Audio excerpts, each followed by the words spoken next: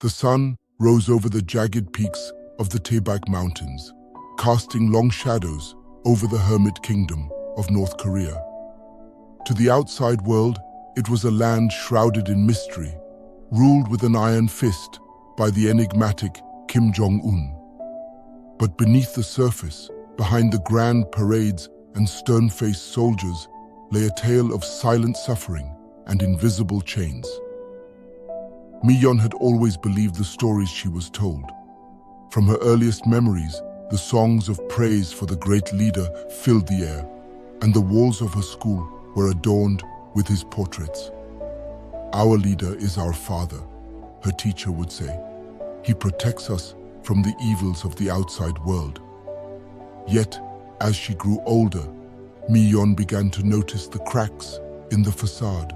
The nights her family went hungry while the state celebrated another missile launch. The whispers of neighbors who disappeared without a trace. The fear in her mother's eyes every time a stranger knocked on their door. Mi-yeon's father, Jun, was a miner in the mountains.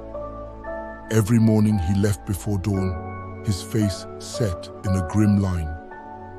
The work was grueling, the pay meager, but it was his duty to the state, and he bore it with a stoic resolve. "For the glory of the leader," he would say, though the words had long lost their meaning. The reality of North Korean life was a constant battle against hunger, fear, and oppression. In the remote mining town where June worked, men toiled endlessly in the coal mines, their faces blackened with soot, their bodies worn down by years of back-breaking labor. They were paid in meager rations, barely enough to sustain their families. One evening, as Mi-yeon helped her mother prepare their sparse dinner, Jun stumbled through the door, his face a mask of exhaustion and despair. "They've increased the quotas again," he muttered, collapsing onto a wooden stool. "They say it's for the good of the nation, but how much more can we endure?" Mi-yeon's mother, Sun-hee, gently placed a bowl of thin porridge in front of him. "We'll manage," she said softly, though her eyes betrayed her worry. "We always do." But managing was becoming increasingly difficult. The government's demands grew more insistent, the penalties for failure more severe. Jun spoke of men being dragged away to labor camps, never to be seen again. The unspoken fear hung heavy in the air. What if he was next?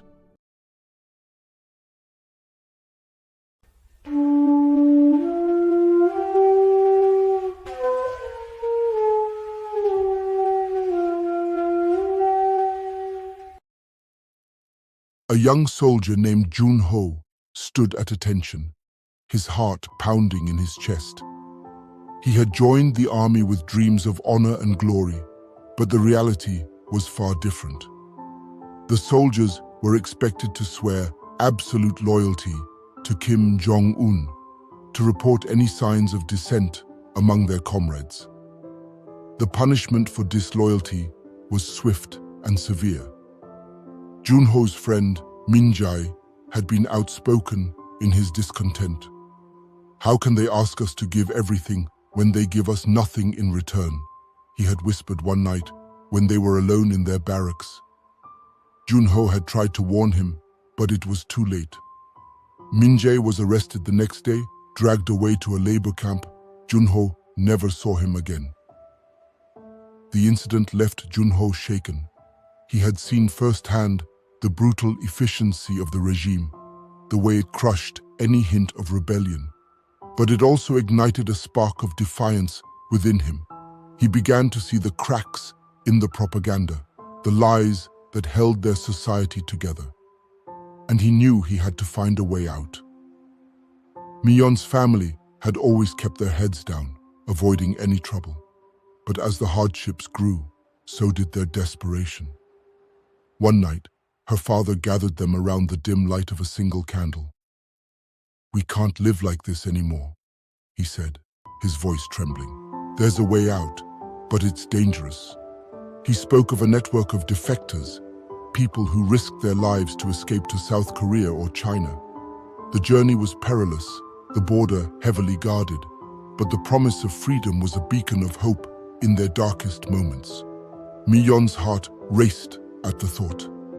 The idea of leaving everything she had ever known was terrifying, but the thought of a life without fear, without hunger, was too powerful to ignore. They decided to take the risk, to seize the chance at a new life.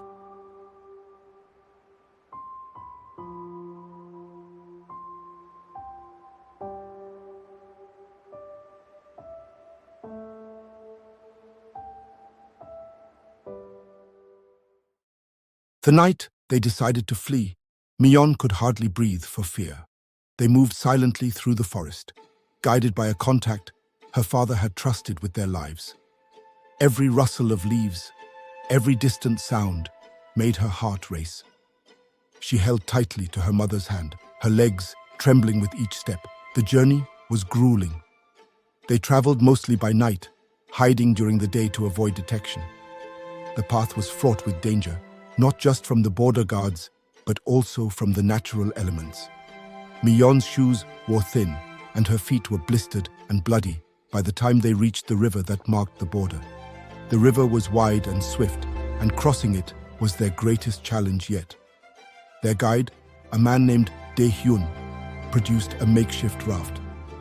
"We have to be silent," he whispered. "Any noise and they'll hear us." Mion's father nodded, his face set with determination. They pushed off into the current, paddling silently. The water was icy, and Mion shivered despite the adrenaline coursing through her veins. Halfway across, the sound of barking dogs and shouting voices reached them. Border guards.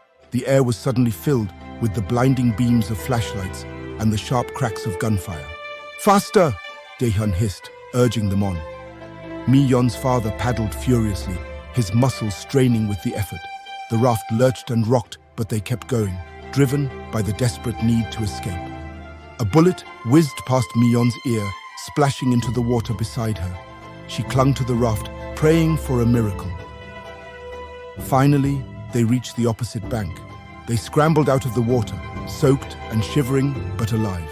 They ran, not stopping until they were deep into the forest, far from the border and the reach of the guards. When they finally collapsed in exhaustion, Mion allowed herself to hope for the first time that they might actually make it. Their journey didn't end at the river. They still had miles to cover before reaching safety. They traveled through the forests of China, relying on the help of strangers and the network of defectors Jun had spoken of. Each day was a test of endurance, each night a battle against fear and despair. Dae-hyun proved to be a steadfast guide, leading them through the treacherous terrain and securing food and shelter where he could. "We're almost there," he would assure them, though the strain in his voice was evident. The promise of freedom kept them going, even as their bodies screamed for rest. Finally, they reached a safe house, a small, unassuming building nestled in the mountains. The people there welcomed them with open arms, offering food, warmth, and a chance to rest. For the first time in weeks, Mion felt a glimmer of hope. They were given new clothes, and her wounds were treated. They were safe, at least for now. Weeks turned into months as Mion and her family settled into their new lives in South Korea. The adjustment was difficult. Everything was different: the language, the culture, the pace of life. But they were free, and that was what mattered most. Mion enrolled in school, determined to make the most of the opportunities she had been given. She struggled at first, but she was driven by the memory of her father's sacrifice. She excelled in her studies, driven by the desire to honor his memory and build a future he would be proud of.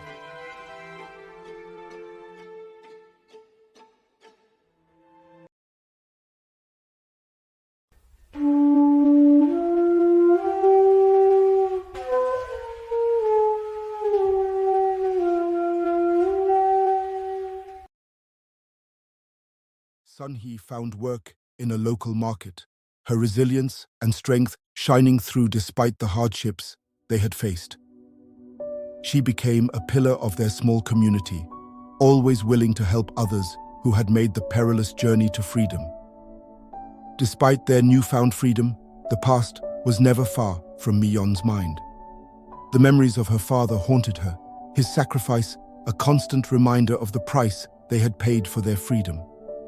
She often found herself lost in thought, wondering about the fate of those they had left behind.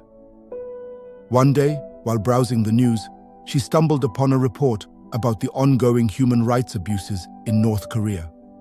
The stories were harrowing, mirroring her own experiences. The article spoke of forced labor, torture, and the brutal suppression of dissent. It was a stark reminder that while she had escaped, many others were still trapped in the nightmare she had fled. Determined to make a difference, Mi-yon began volunteering with organizations dedicated to helping North Korean defectors. She shared her story, hoping to raise awareness and inspire others to take action. Her voice became a powerful tool, a beacon of hope for those still trapped in the shadows. Years passed, and Mi-yon grew into a strong, determined young woman. She never stopped thinking about her father, about the sacrifices he had made for their freedom. One day, while volunteering at a refugee center, she received an unexpected message. A man claiming to have known her father had arrived at the center. Mi-yon's heart raced as she hurried to meet him. The man, aged and weathered by years of hardship, introduced himself as one of June's fellow miners. "I escaped," he said, his voice choked with emotion. "Your father, he saved me." Tears streamed down Mi-yon's face as the man recounted his story. Her father had orchestrated their escape, staying behind to distract the guards and ensure their safe passage. He had been captured, but his bravery had given others the chance to flee. "He was a hero," the man said, his eyes filled with gratitude. "He wanted you to have a better life." Inspired by her father's bravery and the stories of those she had helped, Mi-yon decided to dedicate her life to fighting for the rights of North Koreans. She pursued a career in law, determined to bring attention to the injustices faced by her people. Her work took her around the world, speaking at conferences and meeting with leaders to advocate for change. She became a voice for the voiceless, her story a powerful testament to the strength and resilience of the human spirit. Through her efforts, Mi-yon helped to shine a light on the hidden chains of North Korea, the silent suffering endured by so many. She never forgot her roots, the journey that had brought her to freedom, or the father who had given everything for their chance at a better life. Years later, Mi-yon stood on the balcony of their small apartment in Seoul, looking out over the bustling city. Life was far from perfect, but it was theirs to shape. She had found work, her mother had found peace, and together they honored the memory of the man who had given everything for their chance at a new life. The battles of North Korea were not fought with guns and tanks, but with courage and resilience. The chains of slavery were invisible, but the spirit of those who resisted was unbreakable. Mi-yon vowed to tell their story, to be a voice for the voiceless, and to never forget the price of freedom. And so, in the face of unimaginable odds, they had found their way to a new dawn. The journey was far from over, but they faced it with hope in their hearts and the strength of their shared past to guide them. The future was uncertain, but one thing was clear: they were free, and that was worth everything.